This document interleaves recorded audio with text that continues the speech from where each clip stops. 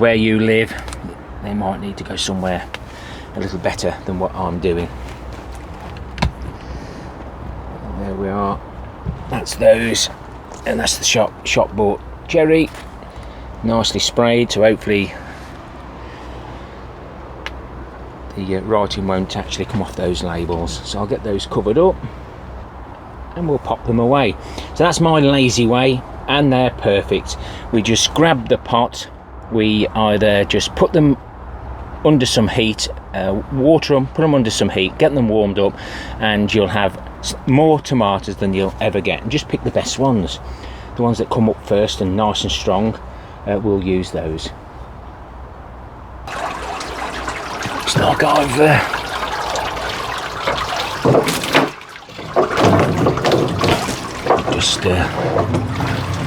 just moved it from that one to that one. It's a good job we're not losing water there. Just make sure that's switched off. I filled these up before and forgot to switch the taps off.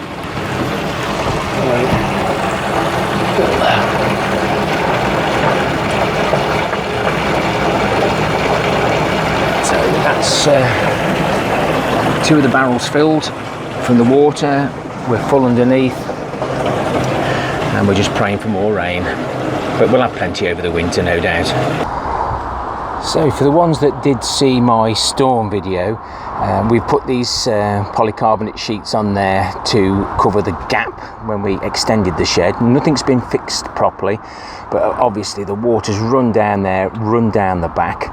So that's just a bead of silicone so far in. Then I'll put some black plastic over the top. I might even put a wooden batten down there.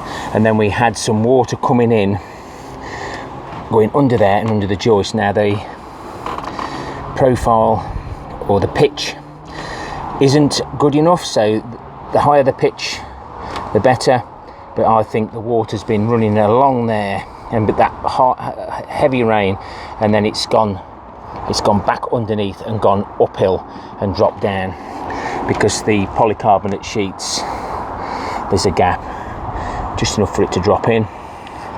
I have got to secure it by this post here to there to firm it all up, but it collected me quite a bit of rainwater, so that was the main thing. So that's another little job I've got to do, and hopefully not much water will get down the back to harm these sheets. And these sheets are the ones that used to be there, because all this space here was at the back of the shed, not being used very well. I'll be able to get all this rubbish off the top and let a bit more light in. So this is the bed that we put the brood balls in, and Jason did say that they could have done with going a little bit deeper. Deeper means more blanching of the actual stalks, because they're similar to a leek. There's the pronunciation, and I've done two labels with the new marker pen, one with just the marker pen and one with the actual sealant on, to see if it helps. And that's the Rust-Oleum crystal clear. That's what we use to protect all the things that we do. If you're interested in that type of thing, why not have a look in the playlists under DIY. This is this small seed potato challenge that I do myself, and that's a pea-sized potato that we normally leave in the ground, and we end up having volunteers. So it's still looking healthy, so that will stay for a bit longer. The tomatoes are still doing okay. We've managed at the moment to keep away from blight. These are the very leggy tomatoes that we bent double several times and either placed horizontally or vertically, one way around. I wanted to see where the roots actually came out of the stem, whether it was all the way up or just at the start. The recent winds we've just had have knocked the Jerusalem artichokes about. I will be doing reveal on those. That's opened it up, it's pushed them right over, so it's a good job I'll put them in that place to sit against the compost bins, because that way is west, east, north and south, and we mainly get the winds from there. So I am thinking about changing it, because I do need to gather as much water as I can, so I may have take that out again, move the jewelries from artichokes. They're only in containers, so it's not a problem, and probably have 3 or 4 barrels there with the siphoning pipes on them, so we don't have wasted water. Now, the biggest issue I've ever had with my collecting barrels on the polytunnel, which I've learned a big lesson, this is the east facing side, and of course that's going to be the west side, and the west side always fills up before the east side, so we end up losing water. So after we've raised the polytunnel, having it, instead of it flowing towards the sheds and me pumping the water this way, it makes more sense to have it sloping this way and having those big barrels down here. This is going to be raised a metre, so they'll be out the ground, and then I'm going to use the hose pipe gravity system along here, so whatever, if that gets more water, it'll come across here, and it should work something like this. So the pipe, Babette in the garden, so good. Babette, who's in the garden, said why not put some hose pipe over there, so I'm going to be doing that when I actually do it properly, because I need to put the lids on because they're deforming, especially because they're at a different angle. So that's where the water normally comes in. It's all collapsed and fell apart, fills that one up, and then it siphons it from one to another. And I'm also thinking about wrapping the pipe up with wire that I get, that people dump after they've stripped electric cables, and that should give it the strength and stop it from pinching when it's like that. I have found it, no matter how much they're pinched, it still siphons the water out. So this will be what the system at the bottom of the polytunnel. Obviously the storm, the rain, it spoilt some of the raspberries. They go soft and gooey when they should be like this. But this one row is absolutely brilliant. Excuse me. Especially compared to this row, this is must be a different variety. It's not doing very well, and I may have considerations of actually ripping some of these out and replanting them, separating them, or planting something else here. But I'm certainly not going to moan about any of the fruit this year. It's been absolutely brilliant.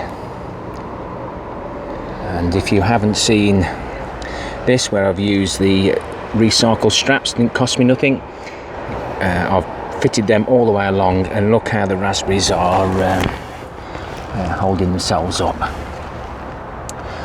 Such an easy fix, and who can't resist the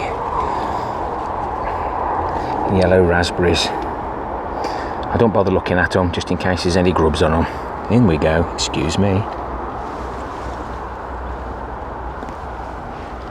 This is a volunteer, so that one will be dug out and moved, and maybe start some off where we've just looked that they aren't doing so well. Excuse me.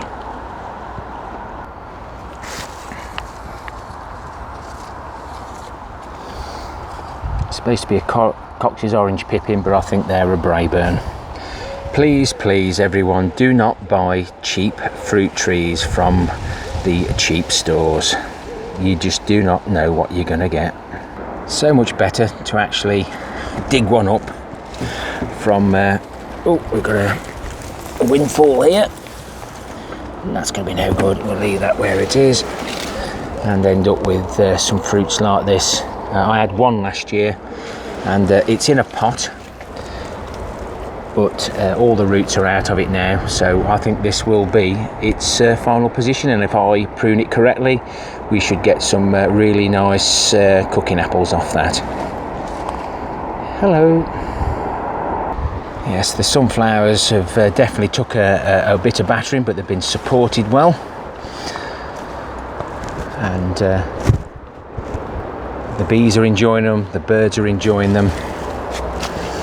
The heads that we took off have been completely stripped, and the sunflowers that Alan sent me. Come on YouTube, make this a thumbnail.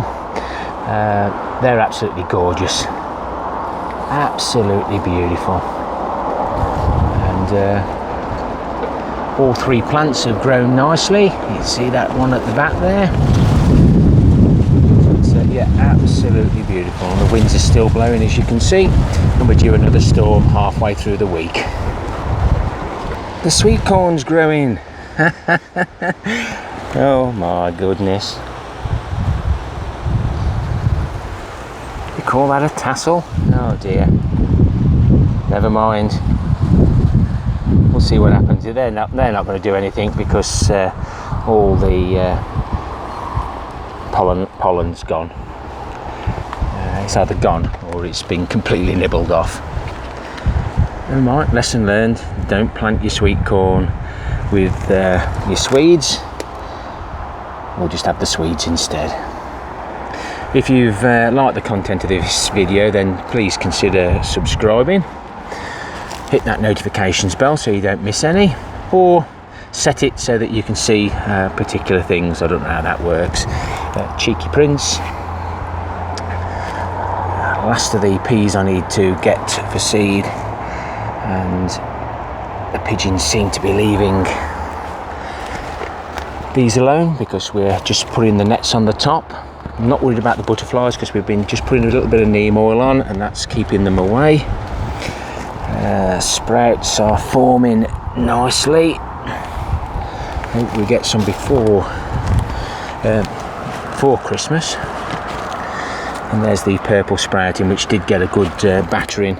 Obviously these beds are quite soft because they're new and they've been going in the wind, so I'm going to firm those up, and I shall probably stake everything now before we lose it completely. But the netting on the top just stops the pigeons flying in. They don't know how to use ladders and climb. Right, I'm going now. I need to get some silicone on this and get all this fixed up nice and sturdy, get the rest of the bits of pallet firmed down so we can get this all covered and more storage. The water butts are full now, that's full, and over the winter all this will be full. But my intentions are to make sure all the barrels that I've got are full on this plot. Those three that we saw with the siphoning system will need to go. This tank's nearly empty now. This is the little pump on the hose pipe. Put a little sponge filter on it, and that's the whale. Very cheap to buy, and you've already seen the other pump that we use to pump out the tanks and down the allotment. Saves a lot of walking. Happy gardening to you all. Till next time, my friends.